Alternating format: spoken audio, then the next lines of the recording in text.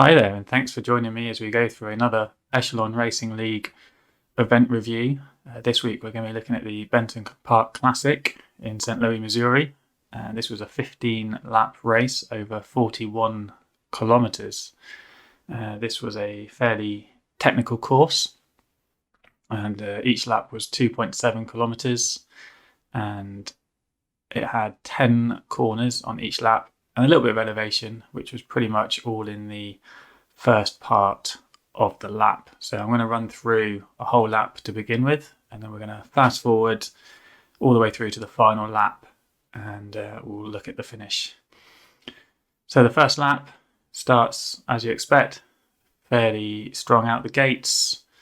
So pushing into those 5, 6, 7 watts per kilo. And it wasn't a particularly steep hill, 2, 3, up to 4%. It was about 300 meters up to this first left-hander. So we had to do that 15 times, and that was a good place for teams and individuals to launch attacks. There was a little bit of downhill as you came around that corner, and then up and down. It was quite an undulating course overall. So there you go, up to 1.7%, drops off again as we approach this second corner. So most of the pack got away pretty evenly, and no one really pushing too hard at this early stage. And you can see just on the profile there on the top right how it is a little bit up and down, nothing too serious, just a few percent here and there. That left-hand corner, you can see how those guys up the inside swept through, but anticipating that if you're on the outside line, then be ready to put on a little bit of power as you come out of that corner, or any corner where you might have the so-called line of death around the outside. Now you've got to anticipate that.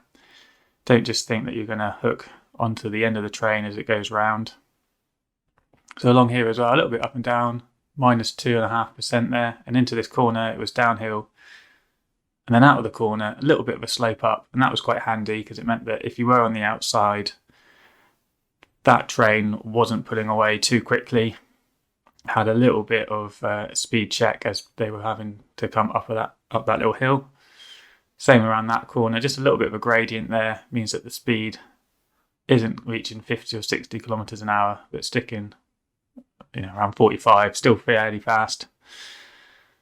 We then had this little S-bend in the middle, which if you're on the left-hand side coming in, was a bit longer to start with, but then you had the shorter corner on the exit. So that was quite good because it sort of balanced out each way as you went around that lap. And then it started to descend again as you came out of that corner.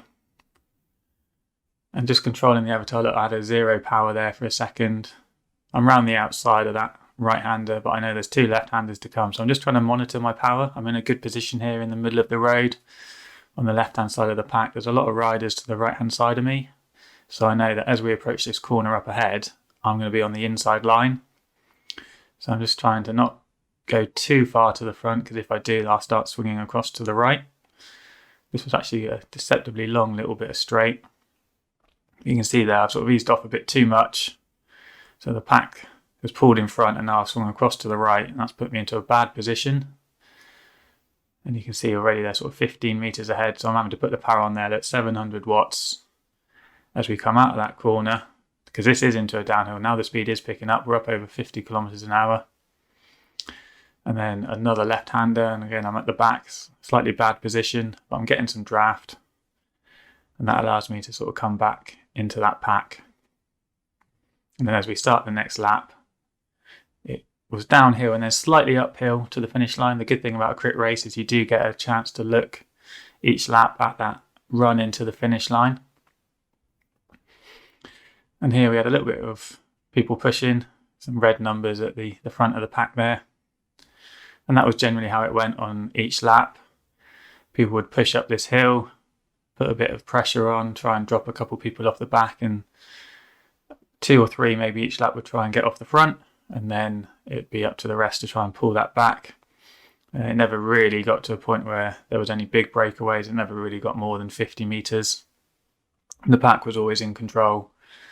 But one thing that we did notice in this race much more was the teams were working together. So You have Echelon team in this, Restart Racing, Above and Beyond Cancer, Evoc Bike, and they each had 2, 3, 4 riders each, and that allowed them to send a rider up the road, and then their other riders would have a little bit of a rest, relying on the other teams to chase it back.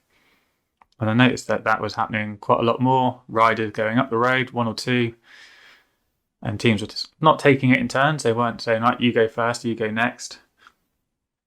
But there was a lot more of an impact from that. So here we are, just sort of going to zoom through the rest of the race. There was a fairly steady event, and like I say, it was just the occasional attack off the front, riders having to push to get back on, always having to be alert. It's always as much about the mental side of things as well as the physical side of things in these crit races, watching your position on the road, looking where you're coming into a corner. Are you on the inside, in which case you can relax just a little bit. If you're on the outside, get ready to push strongly out of it, just like you would in a normal crit race. If you're towards the back of a crit and you're going into a corner in a crit race, that accordion effect means that you're going to have to be pushing to make sure that you don't get unhitched. And again, using every lap as an opportunity to look at that finish line. This one was downhill into a couple of left-handers, and then it actually had a slight little kick just up before the actual finish line itself. So you wanted to go not too early, but make sure you had a little bit left in the legs just to get up that final little kick. And we'll view that in a minute. We'll do a half speed run through of the few 100 meters up to the finish line at the end of the race. And I'll run through the final lap as well, because that was quite tactical and there was a couple of strong attacks. But this middle part of the race, we're just sort of zooming through here, was all generally quite standard for a crit race. A few riders dropping off the back, a couple of lapped riders. There was a few instances of lap riders pushing off the front, which was not ideal really. If you're lapped, hitch on, but try not to cause any incidents by pushing at the front or closing down gaps, because that just interferes with the front of the race. Eventually they did get ditched. I think they found the pace a little bit too strong. So here we are then coming into the end of the penultimate lap. There's that left-hander into a bit of a downhill. I think we had about 14, 15 guys in this pack as we approached the bow into this last lap. I was a little bit out of position there at the end of the pack, so I had to work a little bit hard just to make sure that I was in there, because I knew that a couple of guys were going to be pushing hard. It was almost predictable that you'd end up with 1 or 2 guys trying to go strong off the front on this final lap. You can see the Echelon guys there. Sorry, not Echelon, the Restart Racing guys in the sort of mint green. They were coming to the fore there. And there was a slight breather as the group sort of generally realised it's going to be a bunch finish. But at this point, Mike Swart, with 2k to go, puts in a really big attack, 8-9 watts a kilo. A couple of people sort of half a chase, not too much. Jamwizik comes to the front, tries to slow it down for his teammate. And it's on the other teams there to try and push. Put in a little bit at the front, just try and keep the momentum going. But I don't want to go too strong. No one wants to put in too much of an effort. Everyone wants to be saving their legs for the finish line. I'm keeping my position towards the front of the pack though, making sure that I've got a good line through each corner. Now, if you're the lead rider, first couple of riders, you're going to have a good line through those corners. And here we see Warner and Mern pushing across that gap. Warner makes the bridge. And at that point, Swart's blown up. Warner's in deep. So we're about 600 metres from the finish line here, coming up to that second left-hander to go. And here I've slowed it down so that we can have a look at what's happening in this last 500 metres. At this point, I'm in 8th place. Got a nice little bit of draft from these guys around me. As we take that left-hander near the front of the bunch, I'm on the inside. I've got a good position there. Melville comes through strong, but then drops off again. He doesn't carry that speed or that power forward.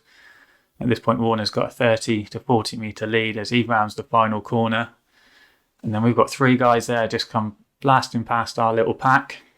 And actually, I'm quite happy with that. I've been easing off because I want to see a few guys in front of me who I'm going to get a good draft off here. So I've dropped down to 11th place. But now as I come out of the corner, that's when I hit my power. There's only 150 metres to go. It's not going to take long.